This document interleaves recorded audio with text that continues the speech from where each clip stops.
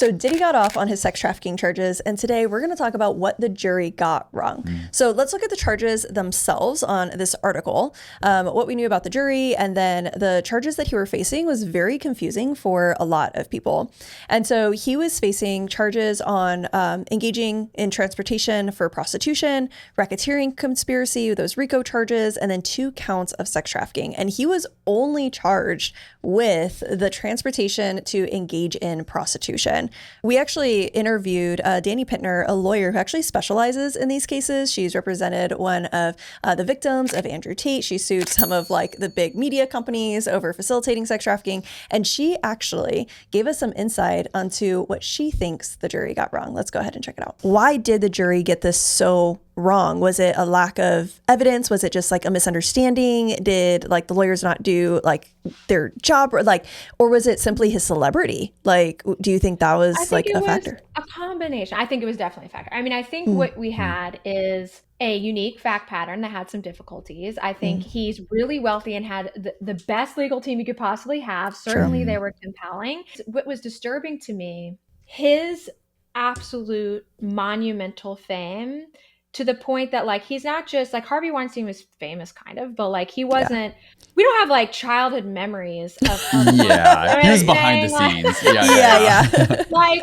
P. Diddy is stuck in people's minds. There's an image of him, a cultural, touch point of their memories throughout their lives of him. And he was a largely beloved celebrity, like very charming. Like not a notorious sort of celebrity. Okay, so that was frustrating enough, but what's crazy about this is that the jury was actually vetted for this bias. Yeah, they actually were vetted on what kind of like music they even listen to and what they're familiar with.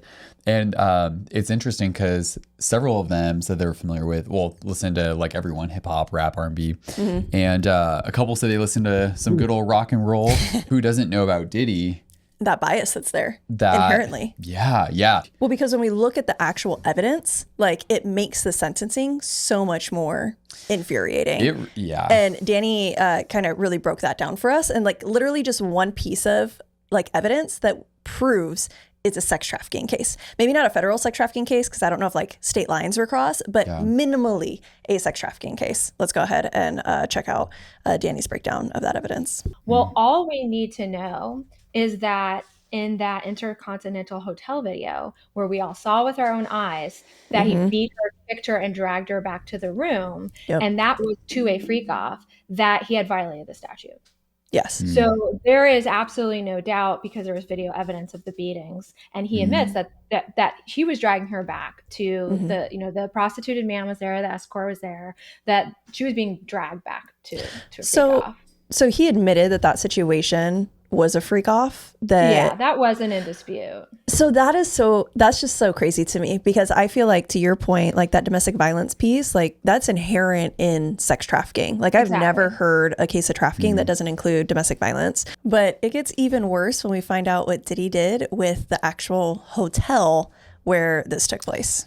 This is this bad. Yeah. He dead to rights bribed the security guard at Intercontinental Hotel. Like He personally showed up and gave that guy like $150,000 for that paper cap. Oh my God. 150 grand. Guys, that's when you know you're in too deep. When you got to bring a briefcase full of cash to tell someone, don't talk about this. And that video was horrific. Like he beat that was so bad. And like, that was for a freak off. And it just makes you wonder, like, okay, how many videos have we not seen? Oh my God. Yes. Like, well, and then it's even like sex trafficking, you need force, fraud, or coercion when someone is being like engaging in like a commercial sex act. If that was a freak off, if people were getting paid to like have like sex with Cassie was being forced to engage with commercial sex, then we literally have video evidence of her running out of the room trying to escape and him beating the crap out of her. Like, how did the jury miss this? How is this is not, just so straightforward. Like, how is this not the movie Taken? Like literally girl running through away from a sex trafficking situation. Like it's in a hotel, like, and the jury still missed it. Like, it looked like Hollywood, and the jury still missed it. That was like so shocking to me when Danny was explaining that. I don't know if I had known at one point, but I definitely forgot if I had that was like a freak off situation that she was escaping from. I didn't realize that Diddy admitted to that. Like, that's insane, guys. That is really crazy. But this gets even worse. This gets so much darker. Because what Danny said about the defense and their play. But these prosecutors had to go into the courtroom knowing that every single juror knows P. Diddy. Every single juror has a feeling and a bias about P. Diddy, and they have to overcome that. And that was so clear when you saw the strategy of the defense.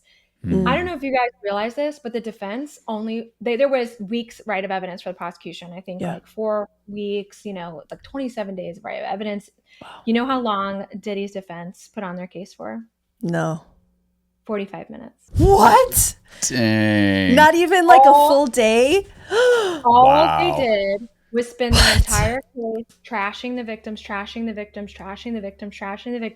and then they got up there and just read some text messages about how each of them said they loved Diddy and brought up. So all it was a massacre. Oh, shoot. Their case was, are you going to choose these girls, these women, or Diddy?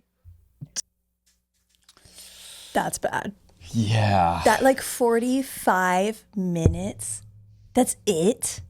I think that just goes to show that they had a strategy. They knew what they were doing with it, and they just leaned full into what Danny was saying, him being a celebrity and being so well loved. And like she was saying later in the interview too, is just that he wasn't like this notorious celebrity either. He was like actually a beloved one by everyone. Yeah, it wasn't. He didn't have any like shadiness to him that people were like, "Oh, you're weird." Yeah. But we just didn't know about it, is the thing. We just didn't know about it until now. Well, and what's crazy to me, and this is where I'm really disappointed in the jury, because like the text messages that Danny is mentioning of like Cassie being like, oh, can't wait for the freak off, all that kind of stuff. I feel like the cultural context now, so much conversation about consent, so much conversation about like what that looks like and like where those lines are. And why can't it be okay for Cassie to have said she was looking forward to a freak off, and then in the middle of the freak off being like, I don't want to do this, and then him threaten her and then force her, and she tried to escape and run down a hallway, and then him come and beat her. Like, why can't consent like stop in the middle of it? And then it's because in trafficking, like when we look at the laws, when we look at we've been talking about this for 15 years. Yeah, this is not new information about what trafficking is defined as. No, as soon as there's force, fraud, or coercion, sex trafficking has happened. And in the same way that any type of like sexualized encounter, as soon as someone says no and someone pushes past that, that's a violation. And that's where I'm so disappointed in this jury that they couldn't see that. A text message hours before the situation itself doesn't prove consent at all. In like domestic violence situations, like someone has to leave multiple times their abuser before they're finally ready to leave that situation. This is the same exact thing. If like you want to even take the trafficking case out, this was minimally a DV situation, domestic violence situation. Like there are trauma bonds there, and we know this, and cults and people that are kidnapped and like all of that kind of stuff. And yet for some reason, the jury just like their brains turned off or something. Yeah. Like that, it is just so freaking wild. Yeah, I think, and that's where it's like, man, could they have found a jury that would not have been swayed by fame? Again, at Red Light Rebellion had been talking about this recruitment method that pimps and traffickers use. And so, yeah, let's look at this post from 2021 that we posted 227 weeks ago.